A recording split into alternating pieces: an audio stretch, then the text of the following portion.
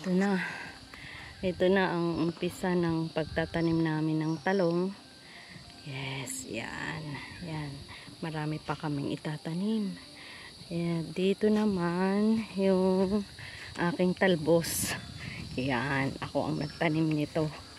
Yes. Ako nagtanim niyang talbos na yan. Ayan, oh. Wow, ganda ng lupa, guys. Ayan, sana matapos namin. Malawak itong taniman. Ayun namang yun ang tinaniman ng pechay. Kuya ko naman ang gumawa. Ayan. Buto lang siya. Tapos, ito, malawak siya.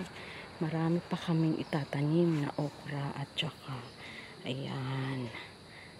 Ayan, guys. This is our second day of gardening.